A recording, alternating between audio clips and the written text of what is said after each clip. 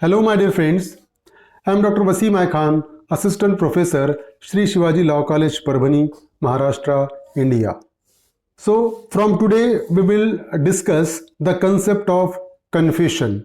In the previous lecture, we have discussed the concept relating to the admission, and from today, we will discuss the topic of confession. And in this particular lecture, we will discuss the introduction and types of confession. So let's start the topic. So what exactly the confession means? Confession is a voluntary statement made by an accused or a person charged with a crime in which he acknowledges that he is guilty of committing that crime.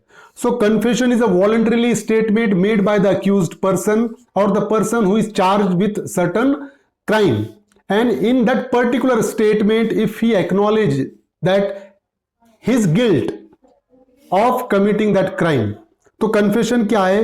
ये एक voluntary statement है जो accused दे रहा है या ऐसा person दे रहा है जिसपे कुछ चार्जेस लगे वाले हैं, और उस स्टेटमेंट में वो जो भी उसने किया है उसको वो मान रहा है, जो भी क्राइम किया है उसको वो मान रहा है. फॉर एग्जांपल, अगर कोई कह रहा है कि मैंने चोरी की है तो ये कन्फेशन हो गया, कोई बोल रहा है मैं मर्डर किया है, वो कन्फेशन हो गया है. तो कोई अक्यूज्ड अपने स्टेटमेंट में अपने ऑफेंस को वो मानता है, अपनी गलती को वो मानता है, या वो ये कहता है कि हाँ मैंने ही ऑफेंस किया है. ये कन्फेशन के डेफिनेशन में आएगा. The confession of an accused can not be used against को अक्यूज्ड. जनरल रूल ये है कि अगर एक अक्यूज्ड अगर कन्फेशन देगा तो वो कन्फेशन उसी के अगेंस्ट में यूज होगा, उसका कन्फेशन दूसरे अक्यूज्ड के अगेंस्ट में यूज नहीं हो सकता है. तो जनरल रूल यही है कि कन्फेशन उसी के अगेंस्ट में यूज होगा जिसने कन्फेशन दिया है. Confession is not defined in the act. Mr. Justice Stephen, in his Digest of Law of Evidence, defines confession as: confession is an admission made at any time by a person charged with a crime, stating or suggesting the inference that he committed that crime. So, according to Justice Stephen, the confession is not defined in the BSA or in the Indian Evidence Act. But Justice Stephen in his Digest of Law defines the term confession, and he says that confession is nothing but an admission made at any time by a person who is charged with a certain crime, and in his statement if he suggests the inference that he committed that crime. तो confession क्या है according to Justice Stephen? के confession admission ही है कि वो person confession दे रहा है जिसके अगेंस्ट में क्राइम के चार्जेस लगे वाले हैं, और उस स्टेटमेंट में ये कह रहा है कि हाँ मैंने ही क्राइम किया है. वो अपने क्राइम को एडमिट कर रहा है, वो अपने क्राइम से रिलेटेड कन्फेशन दे रहा है, उसको अपने स्टेटमेंट में गुनाह को कबूल कर रहा है. तो इस सिचुएशन में क्या होगा? That statement is suppose to be known as a confession. Further, a confession must either admit in terms of the offense or at any rate substantially all the facts which constitute the offense. बात ध्यान में रखिए, अगर direct कोई person ये कह रहा है कि अगर उसको कोर्ट ने पूछा कि आपने गुनाह किया क्या, आपने ये क्राइम किया क्या, आपने मर्डर किया क्या, और अगर वो कह रहा है कि हाँ मैंने ही मर्डर किया है, तो डायरेक्टली वो गुनाह को कबूल कर रहा है, तो ये कन्फेशन होगा अक्यूज्ड का. कभी कभी ऐसा होता है कि एक पर्टिकुलर ऑफेंस है, उस ऑफेंस के कुछ इसेंशियल्स है, और वो सारे इसेंशियल्स पर्टिकुलर पर्सन के स्टेटमेंट में आ जा रहे हैं, तो वो भी कन्फेशन ही माना जाएगा. For example, an admission that the accused was in recent possession of the knife or revolver which caused death with no explanation of any other man's possession is not a confession, even though it strongly suggests that the accused has committed the murder. अब इस example में आप देख रहे होंगे कि specifically दिख रहा है कि अक्यूज्ड के पोजेशन से जो नाइफ, छुरी मिली या रिवॉल्वर मिला फॉर एग्जाम्पल, जिससे उस विक्टिम की डेथ हो गई है, और दूसरा नो एक्सप्लेनेशन था उसके पोजीशन के लिए. और बात ध्यान में रखिए कि जिस वेपन से मर्डर हुआ है वो वेपन अक्यूज्ड के पोजीशन से मिला है, तो इससे क्या पता लग रहा है हमको? ये स्ट्रांगली किसके तरफ इशारा कर रहा है? किसने मर्डर किया है? इस तरफ इशारा कर रहा है। फॉर एग्जाम्पल, अगर मर्डर हुआ और जो मर्डर में वेपन यूज हुआ अगर वो मेरे पोजीशन से मिलेगा तो स्ट्रांगली वो मेरे तरफ इशारा हो रहा है कि वो मर्डर मैंने ही किया है, लेकिन मेरे पास से वो वेपन रिकवर होना मतलब मेरा कन्फेशन है ऐसा नहीं माना जाएगा, बल्कि जब तक मैं खुद नहीं कहूंगा कि हाँ मैंने ही इस रिवॉल्वर से उसका मर्डर किया, अगर मैं ऐसा कहता हूं तभी वो कन्फेशन माना जाएगा, अदरवाइज नॉट। तो मेरे पास से ऑफेंस में यूज होने वाले वेपन रिकवर होना सफिशिएंट नहीं है। अब देखिए कन्फेशन क्या है, दिस इज कन्फेशन। कन्फेशन क्या है देखिए, I killed my wife with knife. Person बोल रहा है कि मैंने मेरे वाइफ को नाइफ से मारा, जान से मारा। तो ये क्या हो गया, इट इज अ कन्फेशन, क्योंकि वो अपने स्टेटमेंट में गिल्ट को कबूल कर रहा है, गुनाह को कबूल कर रहा है, तो ये कन्फेशन हो गया। I gave a death blow during fight. अगर कोई पर्सन बोल रहा है कि हमारे दोनों की फाइट में हो रही थी और मैंने उसको डेथ ब्लो दिया, मतलब मैंने उसको जान से मार दिया, तो ये क्या हो जाएगा, ये भी कन्फेशन है। आई किडनैप द गर्ल। अगर कोई पर्सन पे किडनैपिंग के चार्जेस है और वो ये कह रहा है कि हाँ मैंने ही किडनैप किया उस गर्ल को, तो ये भी तो कन्फेशन ही हो गया, क्योंकि वो अपने स्टेटमेंट में गिल्ट को एक्नॉलेज कर रहा है। ठीक है। I took my gun and shot the victim. मैंने अपनी गन निकाली और विक्टिम को शॉट किया, ये भी तो क्या हो गया, it is also a confession, ये भी कन्फेशन हो गया। तो ये सारे स्टेटमेंट कन्फेशन कहलाएंगे। This is not a confession. अब कौन सा स्टेटमेंट कन्फेशन नहीं होगा, देखिए यहां पर अगर हम देखें तो वो कह रहा है saw my wife stained with blood. अगर वो बोल रहा है कि मैंने मेरे वाइफ को खून में सना हुआ देखा, तो ये फैक्ट है, but it is not a confession. ये हो सकता है कि वो अक्यूज एक्नॉलेजमेंट ऑफ फैक्ट हो सकता है, एडमिशन हो सकता है, क्योंकि अक्यूज वहां पर मौजूद था, बट ये कन्फेशन नहीं हो सकता है statement. I received injuries in attempting to save the victim. अगर कोई पर्सन बोल रहा हो कि विक्टिम को बचाते बचाते मेरे को इंजुरीज आई, तो ये कन्फेशन हुआ क्या, हाँ ये प्रूव करने के लिए सफिशिएंट है कि जब ऑफेंस हुआ तब वो वहीं पर था, बट ये कन्फेशन नहीं होगा। I tried to save B but could not. मैंने बी को बचाने की बहुत कोशिश की लेकिन मैं बचा नहीं सका, ये कन्फेशन नहीं होता, क्योंकि कन्फेशन कब है, कोई एक पर्सन अपने स्टेटमेंट में अपने गुनाह को कबूल कर रहा होगा, वही कन्फेशन होगा। I was present at the place where offence took place, कि जब ऑफेंस हुआ तो मैं वहीं पर था, ये एक्नॉलेजमेंट ऑफ फैक्ट है, एडमिशन हो सकता है, ये कन्फेशन नहीं होगा। कन्फेशन कब होगा, confession is acknowledgement of guilt. If in statement if the accused acknowledges guilt, that is confession. अगर स्टेटमेंट में अक्यूज्ड अपने गिल्ट को एक्नॉलेज कर रहा है, गुनाह कबूल कर रहा है, वही कन्फेशन होगा, अदरवाइज कन्फेशन नहीं होता है। देखिए Palwinder Kaur versus state of Punjab, इसमें कन्फेशन का इंट्रोडक्शन हम देख रहे हैं। In this case, Palvinder was on trial for murder of her husband along with another who all the time remained absconding. के पलविंदर पे अपने हस्बैंड के मर्डर के चार्जेस थे कि उसने एक से मिलकर अपने हस्बैंड का मर्डर किया, जो कि भाग गया था वो। ठीक है। Husband was hobbyist photographer and used to keep handy photo developing material, which is quick poison.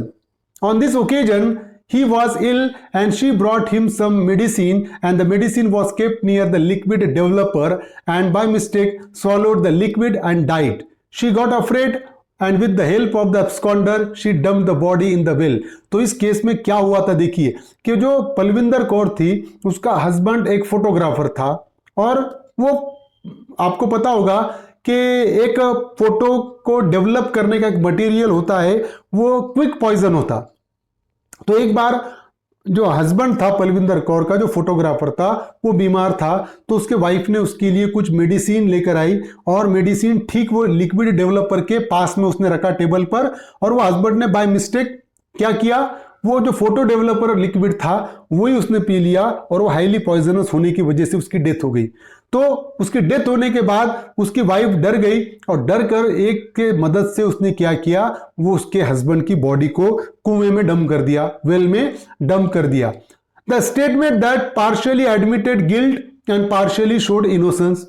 Here, the lower court sorted out the exculpatory part and convicted her on the inculpatory part. However, Supreme Court rejected this approach and held that the rule regarding confession and admission is that they must either be accepted or rejected as whole. अब अगर देखें तो दो statement आए यहां पर। एक तो स्टेटमेंट ऐसा आया कि उसके वाइफ ने यह कहा कि मेरा हस्बैंड बीमार था, मैंने उसके लिए दवाई लेकर आई, और बाय मिस्टेक उसने क्या किया, दवाई पीना है तो उसने वो पॉइजनस लिक्विड पी लिया जिसकी वजह से उसकी डेथ हो गई। अब यहां तक तो वाइफ की कोई गलती नहीं है ऐसा लग रहा है, लेकिन जैसे ही डेथ हुई उसकी तो उसने क्या किया, उसके हस्बैंड के बॉडी को कुएं में डंप किया। तो अब ये क्या हो रहा है, इट इज अ गिल्ट। तो मतलब आधा स्टेटमेंट उसका गिल्ट की तरफ इशारा नहीं कर रहा, आधा स्टेटमेंट गिल्ट की तरफ इशारा कर रहा। तो लोअर कोर्ट ने क्या किया, उसके आधे स्टेटमेंट के बेस पे जो उसने कहा कि मैंने उसके बॉडी को डंप किया, इसके बेस पे सजा सुना दिया। लेकिन सुप्रीम कोर्ट ने क्या कहा, सुप्रीम कोर्ट ने यह कहा कि आप एक स्टेटमेंट को टोटल एडमिट करना पड़ेगा या टोटली रिजेक्ट करना पड़ेगा।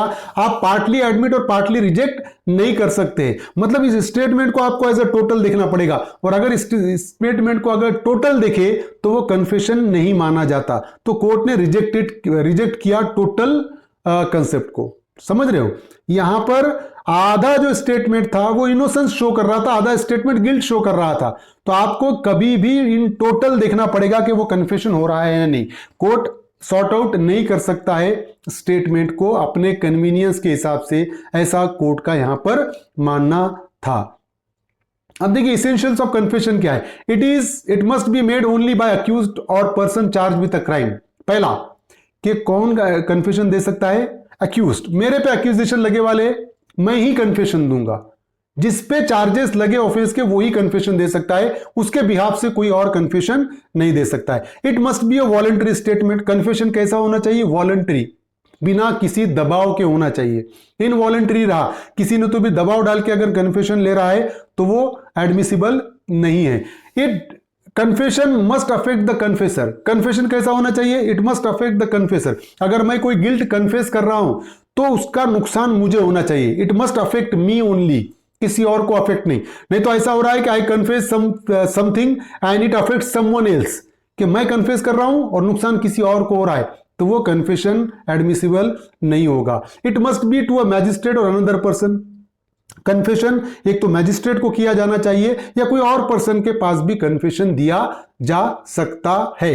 It must contain a statement admitting the guilt. Statement कैसा होना चाहिए, स्टेटमेंट में एडमिशन ऑफ गिल्ट होना जरूरी है, तभी वो कन्फेशन माना जाएगा, अदरवाइज नॉट। अगर मैं कह रहा हूं ऑफेंस होते वक्त मैं स्पॉट पे था तो ये एडमिशन ऑफ गिल्ट नहीं है, इसलिए वो कन्फेशन नहीं है। अगर मैं कहूंगा कि ये ऑफेंस मैंने ही किया तो ये एडमिशन ऑफ गिल्ट है और ये कन्फेशन माना जाएगा। It must be a voluntary acknowledgement of the guilt. ये वॉलंटरी एक्नॉलेजमेंट ऑफ गिल्ट होना, किसी ने किसी के कनपट्टी पे गन रखा और बोला कि हाँ बोल मैंने ही ऑफेंस किया है, और अगर वो दबाव में बोल रहा हो क्योंकि उसे कनपट्टी पे गन रखी हुई है, तो ये वॉलंटरी एक्नॉलेजमेंट ऑफ गिल्ट हुआ क्या, नहीं हुआ, एडमिसिबल नहीं होगा। कब कन्फेशन एडमिसिबल होगा, वॉलंटरी एक्नॉलेजमेंट ऑफ गिल्ट, खुद होके अगर वो कन्फेस कर रहा है तभी वो एडमिसिबल होगा, otherwise not. It must be a statement either oral और डॉक्यूमेंट्री। कन्फेशन ओरल भी हो सकता है, डॉक्यूमेंट्री भी हो सकता है। It must B definite and certain. Confession कैसा होना चाहिए, डेफिनेट, डाउट नहीं होना कन्फेशन में, आधा मान रहा आधा नहीं मान रहा, डाउटफुल है तो वो कन्फेशन माना नहीं जाएगा। डेफिनेट होना चाहिए, सर्टेन होना चाहिए। हाँ मैंने ऑफेंस किया, सिर्फ इतना बोल रहा है, it is not a confession. अगर वो बोल रहा है कि हाँ मैंने जान से मारा, किसको मारा, सर्टेनिटी नहीं है, एडमिसिबल नहीं है। हाँ मैंने एक को मारा, ये कन्फेशन होगा। सर्टेनिटी आना चाहिए, डेफिनेट होना चाहिए, तभी वो कन्फेशन माना जाएगा, अदरवाइज नॉट। देखिए क्लासिफिकेशन ऑफ कन्फेशन है कि दो टाइप्स के कन्फेशन होते हैं। देखिए the first one is judicial confession. पहला कन्फेशन होता है judicial confession. A judicial confession is a confession that is made in front of a magistrate और in court, it may be in the course of a judicial proceeding. Judicial confession किसको बोलेंगे, जज के सामने दिया हुआ कन्फेशन।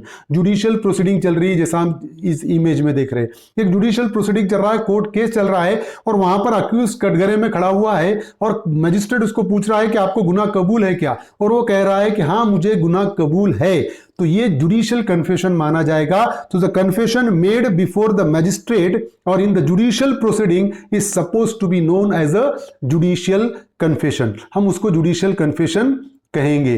तो ये यहां पर मैजिस्ट्रेट उसको क्वेश्चन कर रहा है, डू यू प्लीड गिल्टी, और ये कह रहा है यस आई प्लीड। वो बोल रहा है कि आपको गुनाह कबूल है क्या, और ये कह रहा है कि हाँ मुझे गुनाह कबूल है, तो ये जुडिशियल कन्फेशन माना जाएगा। A judicial confession has been defined to mean plea of guilty on arrangement made before a court if made freely by a person in a fit state of mind. Judicial confession किसको बोलेंगे? Magistrate के सामने अपनी guilt को plead कर रहा है और फ्री माइंड के साथ कर रहा है, फिट स्टेट ऑफ माइंड में कर रहा है, तो वो जुडिशियल कन्फेशन माना जाता है। अगर हम बात करते हैं दूसरे टाइप के कन्फेशन की, वो है extra judicial confession. So extra judicial confession are those which are made by the party elsewhere than before a magistrate और इन अ ओपन कोर्ट। तो मैजिस्ट्रेट के सिवा, कोर्ट के अलावा कहीं और कन्फेशन दिया हुआ होगा, आउट ऑफ कोर्ट अगर कन्फेशन देगा तो वो एक्स्ट्रा जुडिशियल कन्फेशन माना जाएगा।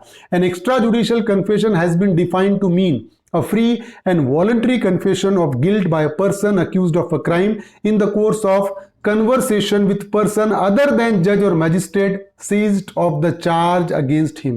बात ध्यान में रखिए कि मैजिस्ट्रेट या जज के अलावा किसी और के सामने भी अगर वो कन्फेशन दे रहा है ड्यूरिंग द कन्वर्सेशन, बातचीत के दौरान, तो वो कन्फेशन एक्स्ट्रा जुडिशियल कन्फेशन माना जाएगा, वो भी वॉलंटरी होना जरूरी है। Extra judicial confession can be accepted and can be the basis of a conviction if it passes the test of credibility. Extra judicial confession भी बेस हो सकता है कन्विक्शन का if it pass the process of test of credibility. सच्चाई के process को पास कर देगा तो मतलब भले ही वो बाहर आउट ऑफ कोर्ट कन्फेशन देगा, जब मैजिस्ट्रेट उसको बुलाएगा और पूछेगा कि तूने इस पर्सन के सामने कन्फेशन दिया क्या, और वो रिपीट कर रहा है यस, वो बोल रहा है कि हाँ मैंने दिया हूं कन्फेशन, तो ये टेस्ट ऑफ क्रेडिबिलिटी पास हो जाएगा और उस बेस पे सजा हो सकती है। एक्स्ट्रा जुडिशियल कन्फेशन क्या है? आउट ऑफ कोर्ट अगर कन्फेशन दिया जाएगा तो एक्स्ट्रा जुडिशियल कन्फेशन होगा। Extra judicial confession is generally made before private person which includes even judicial officer in his private capacity. तो प्राइवेट पर्सन के सामने कन्फेशन दिया हुआ क्या हो जाएगा? वो एक्स्ट्रा जुडिशियल कन्फेशन हो जाएगा। इवन मैजिस्ट्रेट के सामने भी अगर कन्फेशन दिया जा रहा है उसके प्राइवेट कैपेसिटी में, तो वो एक्स्ट्रा जुडिशियल कन्फेशन ही कहलाएगा। अब देखिए डिफरेंस क्या है दोनों के बीच में, जुडिशियल और एक्स्ट्रा जुडिशियल कन्फेशन के बीच में। Judicial confession are those which are made to a judicial magistrate under section 164 of CrPC और before the court during committal proceeding और ड्यूरिंग ट्रायल। अब ये सेक्शन 164 है, सेक्शन 184 ऑफ बीएनएसएस हो गया। ये सीआरपीसी के सेक्शन 164 में दिया गया स्टेटमेंट क्या हो जाएगा? जुडिशियल कन्फेशन माना जाएगा, मैजिस्ट्रेट के सामने दिया जा रहा है। वैसा ही सेक्शन 184 बीएनएसएस में आज जो कन्फेशन दिया जाएगा मैजिस्ट्रेट के सामने, वो जुडिशियल कन्फेशन माना जाएगा। एक्स्ट्रा जुडिशियल कन्फेशन क्या है? Extra judicial confession are those which are made to any person other than those authorised by law to take confession. It may be made to any person और to police during investigation of an offence. तो law ने authorised किए वाले person के अलावा किसी के भी सामने कन्फेशन दिया जाएगा, इवन पुलिस ऑफिसर के सामने या कोई प्राइवेट पर्सन के सामने कन्फेशन दिया जाएगा, वो एक्स्ट्रा जुडिशियल कन्फेशन माना जाएगा। सेकंड पॉइंट ऑफ डिफरेंस देखिए, to prove judicial confession the persons to whom judicial confession is made need not called as a witness.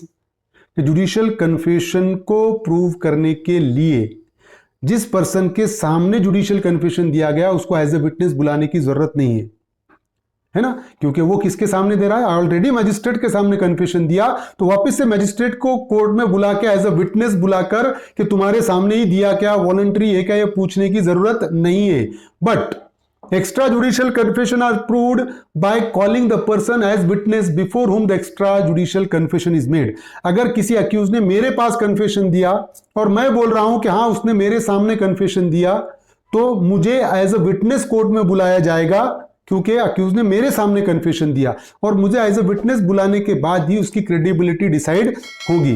तो अगर मैजिस्ट्रेट के अलावा किसी और के सामने कन्फेशन दिया जाएगा तो वो एक्स्ट्रा जुडिशियल कन्फेशन है और उस पर्सन को कोर्ट में एज अ विटनेस बुलाया जा सकता है।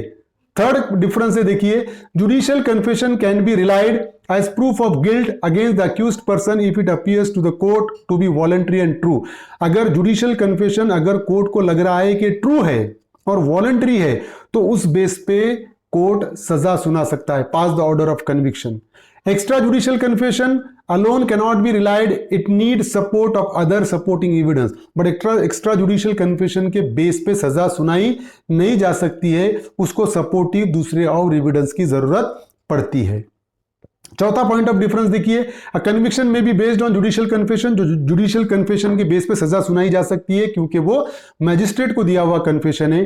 It is unsafe to base conviction on extra judicial confession, लेकिन एक्स्ट्रा जुडिशियल कन्फेशन के बेस पे सजा सुनाना अनसेफ है, सजा सुनाई नहीं जा सकती है नॉर्मली। तो ये कुछ पॉइंट ऑफ डिफरेंस थे जुडिशियल कन्फेशन और एक्स्ट्रा जुडिशियल कन्फेशन में। उम्मीद करता हूं कि आपको समझ में आया होगा। समझ में आया तो मेरे चैनल को सब्सक्राइब कीजिए और इस लेक्चर को ज़्यादा से ज़्यादा स्टूडेंट तक शेयर कीजिए। Thank you very much.